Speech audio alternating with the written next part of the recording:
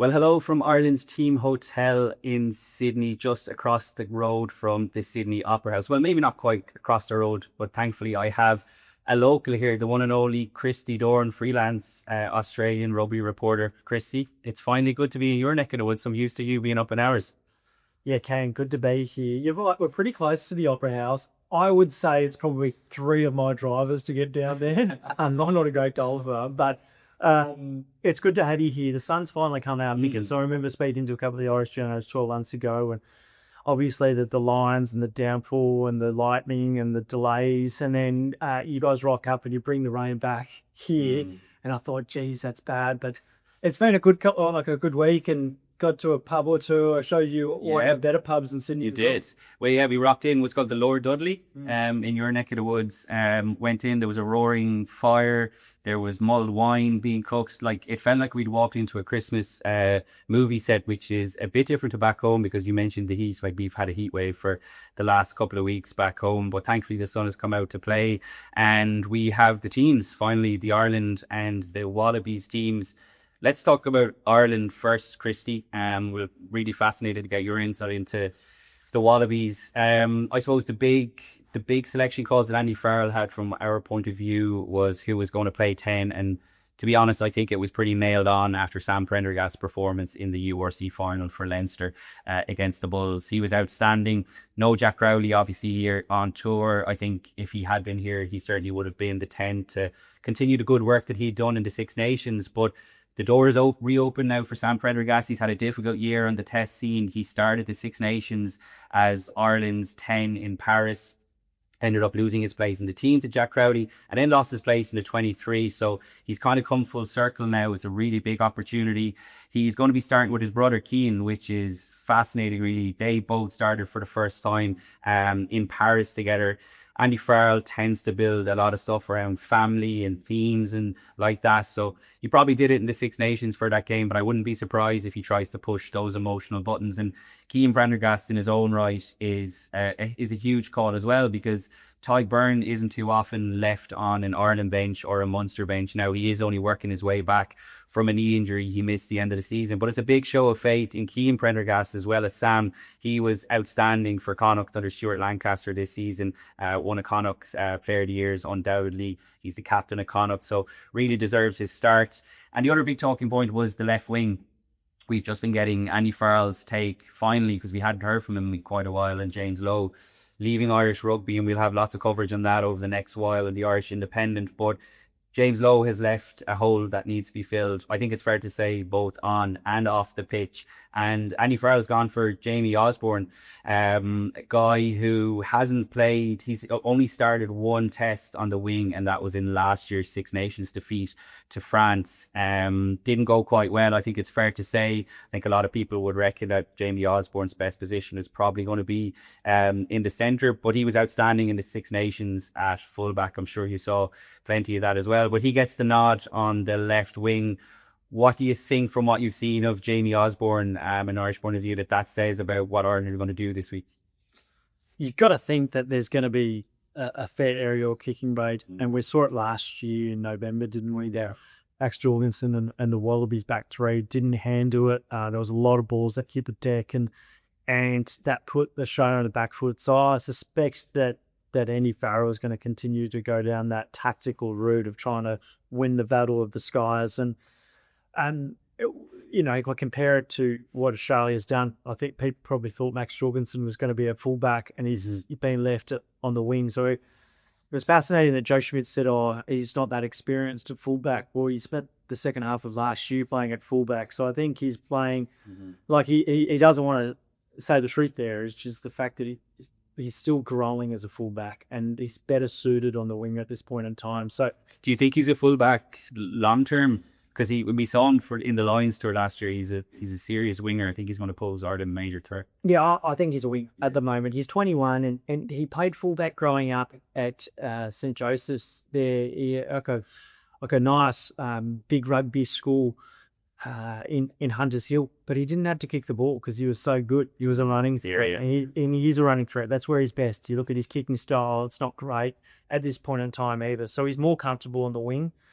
But if I go back to Ireland, I think it's a smart play to have almost true fullbacks there. Hugo Keenan's going to offer so much. He's obviously the match winner at the Lions last year in July, and that was a cracking test match.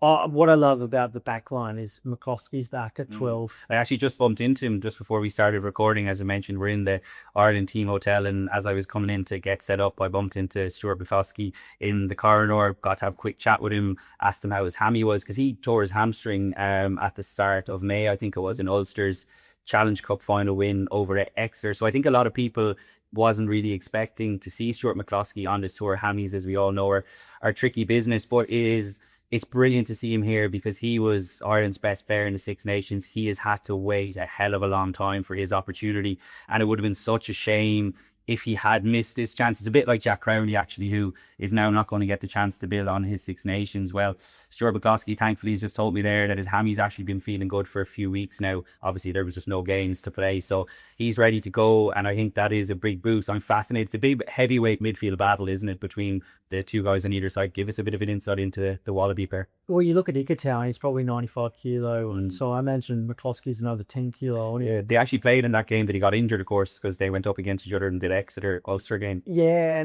and I'm still not convinced Ikitau's a 12. Okay. Now, I know he played for Exeter, but I think a lot of people in Sharn Rugby, maybe everyone except for Joe Schmidt, thinks he's a 13. Okay. And yeah, fair play to him. He's made every post a winner, but I think that the Wallabies are much more narrow and direct when you have Ikitau. He's not got a huge passing game. So when he's a 12, you don't expect him to ignite that Wallabies backline like you might if there was a second ball player there.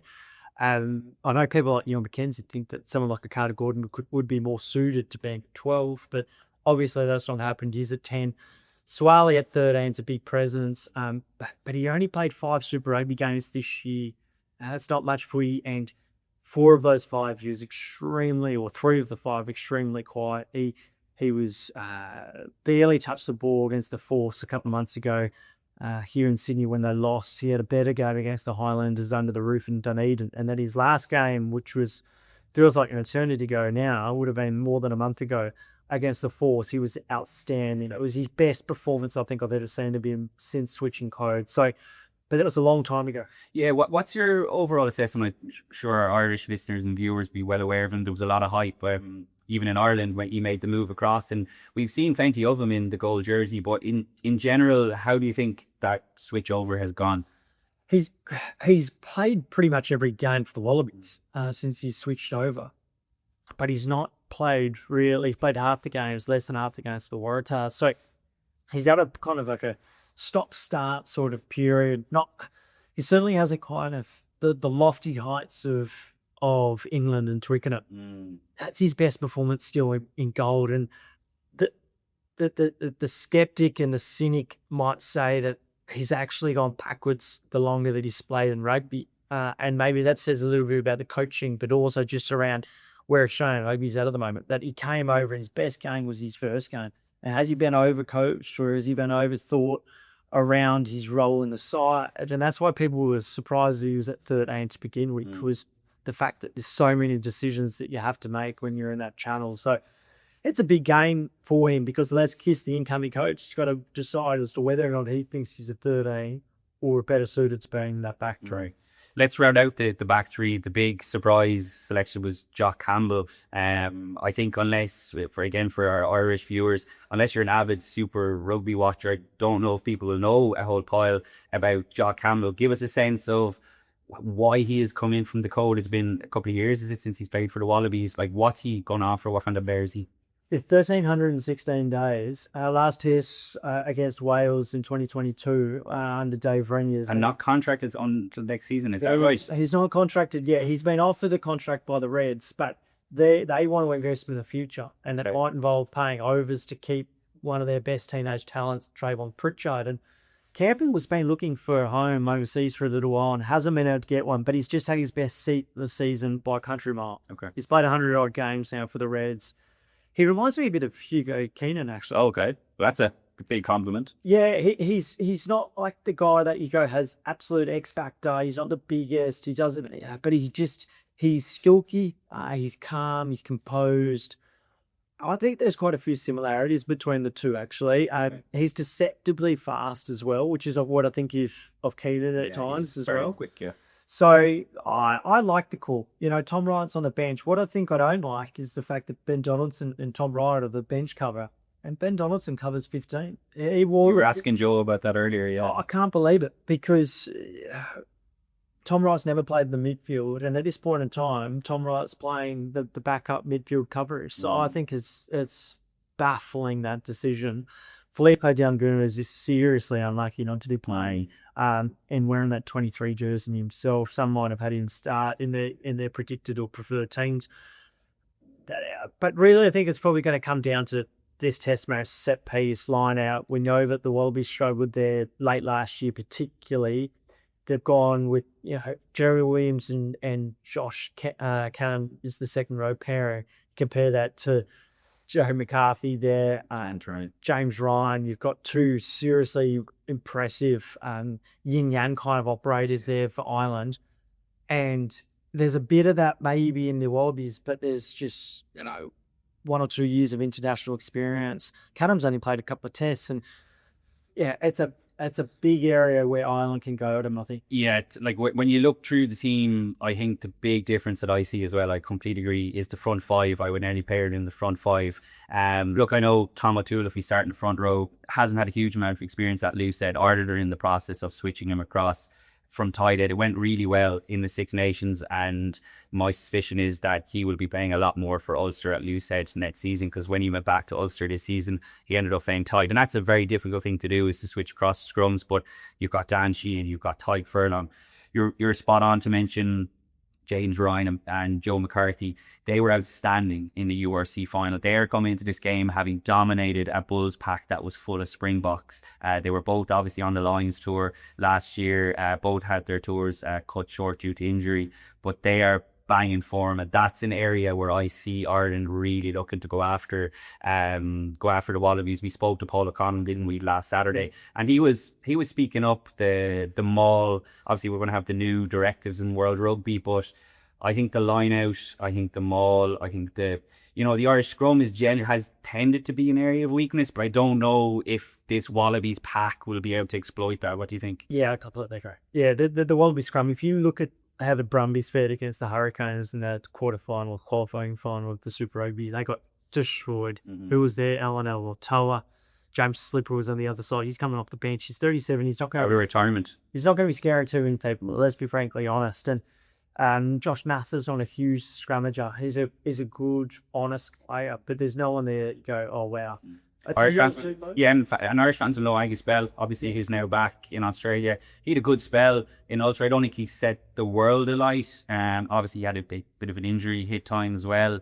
But he'll know Tom O'Toole well as well. So that bit of insight might that maybe, if you're looking for. Yeah, it's a good point. He's obviously a running threat. I don't think people have ever gone, he's a brilliant scrummager in this build, but he can offer a Wallabies team another carrying option, which is what they need. One thing I've been really impressed with the Irish, and you referenced the Poor O'Connell interview last weekend, but James Ryan was there as well, and they knew the detail. They'd already known the detail, because Jeremy Williams is defensive line-out prowess, his first rate. Yeah. Just about the best in Australia. He's not necessarily a guy that's going to hammer blokes or scare people, but very, very quick at the front of the line out, and he'll pose a threat there for Dan Sheehan, absolutely. I don't like the balance of the back row, though. Like, I know that they're all good players in their own right, but Valentine, to me, is best suited at 8, and I would have had a Tom Hooper at 6, which is where he's been so good there. Yeah, I was going to say that he, like Lenny Katow, and again, people will have seen him playing in the Challenge Cup and the Prem. They got to the Prem final, and he was one of Exeter's best players. Like, it is him. Like, it's great to have the options, but you're not convinced about the balance. We all know Fraser McInroy, arguably the best poacher in World Rugby. I think he is going to have a massive job to do, because like most teams, but Ireland in particular, you have to stop Ireland at source and get Jameson Gibson Park on the front foot to pull the strings. And I see Fraser McInroy, especially without a Will Skelton, who has been the kryptonite for Irish teams, even the Lions last year, Leinster, certainly, whether it's with Saracens or La Rochelle, with no Will Skelton, very different type of players, obviously, but as a disruptor at the breakdown, I think Fraser McInroy is going to have a big role to play. He has to, because he's a bit of a lone wolf there now, because Valentine is not a really on-ball specialist, nor is Harry Wilson. The second row pair, Jeremy Williams-King did on it, but he's not great there either. I don't think the front row is particularly strong on the ball either. So that's why I like a Dunbar, because Dunbar gets on the ball. He acts like a Fainga'anuku. Lester Fainga'anuku, who had an outstanding year for Crusaders, and more often was not playing 7 at the back end of the year. But without that, you look at Swali doesn't get on the ball. Ikitau barely gets on the ball himself. And I just think that the Irish might get the pace and the speed is going to be too quick, I think. And for Jamison Gibbs Park, well, that's just going to be goal for him, isn't it? Yeah. I want to get your impression of Joe Schmidt. His time with the Wallabies is obviously going to come to an end pretty soon. What, like, in Ireland, his legacy is unquestioned, I would say. It ended on a really disappointing note in 2019 in the World Cup quarter-final, but we've spoken to so many players and coaches this week, Irish players and coaches, who still speak about the legacy left. What kind of legacy? Because I don't think his legacy is going to be defined, let's be fair, in the next 3 games of the Nations Championship. Maybe you disagree, but give us a sense of Joe Schmidt on the ground here in Australia. He's a fascinating figure. He is. People that have read my copy would know that I've questioned quite a few of the things and the decisions that he's had since he's come on in. The reality is his win record's 39% with the Wallabies at the moment. So these next 3 tests are actually hugely significant. So if he wins 2 out of his next 3, I think he walks away as Wallabies coach and people go, mission job. You know, he's brought back some respect off the back of the Eddie Jones fiasco, which clearly blew up in people's faces. But they weren't. I don't think Australian rugby was as. I think Australian rugby was at a low ebb, but I don't think it drops away that much from the Eddie Jones one. Maybe it set it back 6 months. Mm-hmm. But in reality, you know, Dave Rennie had a 38% win record himself as Wallabies coach. He struggled. So he was already at a really low pace. Yes, there was some progress and they challenged international teams, but I don't think it was as bad as what Joe Schmidt made it out to be when he arrived.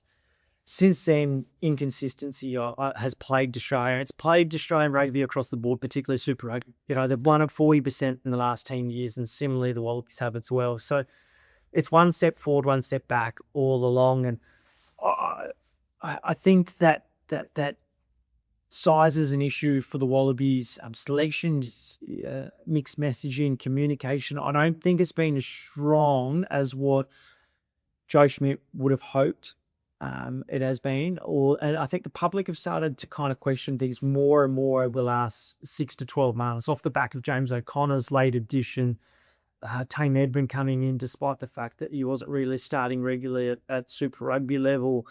There's some of the selection calls that you go, I'm not so solid about. The one thing that he's done, which I think that the Australian audience appreciated, was that Eddie Jones had all this, you know, we're going to crash and bash and we're going to win the World Cup, and he came out with all these sweeping statements and it all blew up in his face. But we all know Joe Schmidt's never going to say anything like that. So I think that the Australian public found that refreshing, that he was just such a pragmatist. You know, he wasn't going to come out with any of these bold comments, just head down, work hard. And that's worked for a bit, but I think people have started to see through some of that, and particularly the selection of recent months and probably the last 12 months. Very interesting. And obviously Les Kiss, another familiar face to Irish fans, is going to take over. It'll be interesting to see how that transition goes. Christy, before I let you go, let's get your prediction for this weekend. What do you reckon? Well, I think it's going to be a close game within a try. And it's going to be a great occasion as well, isn't it? It's worth saying, like, the game sold out straight away. Like, tickets from what I hear are very difficult. I've met a lot of Irish people over here who don't have tickets. Lots of Irish people, of course, in Sydney, as you well know. Joe Schmidt was joking earlier. There's a great line, wasn't it? County Coogee and the County Clonelly. Yeah, it was a cracking line. In terms of all the Irish, obviously coming from that neck of the woods. So I imagine the occasion is going to be brilliant. But prediction? I think the reality is that Ireland's world number 3, Australia's world number 8, and you can't discount that. That kind of tells you around where they're at. The Wallabies, though, they beat the Springboks. They won the Third Lions test. They have the potential, and I think they'll go really, really close. But I think the quality, what we talked about there with the top 5, I think that ultimately shines through, and that probably we for those reasons, but it wouldn't surprise me if this goes down to the 78th minute. But 5 straight for Ireland. He was in the coach's box 2018. But the Allianz there at the Sydney Football Stadium had a facelift since he was there as the Ireland coach. But, I remember James Ryan talking last weekend around the fact that one stand, it was the southern stand that was just packed with Irish, and it's going to be packed with Irish. I can't wait. Yeah, I can't wait either. It might going to be my first time at stadium, and for what it's worth, I do tend to agree with that prediction. But we'll wait and see. Christy, thanks a million for joining us. Always great to get your insights. Make sure you stay tuned to the Irish Independent for all the best coverage of the Nations Championship.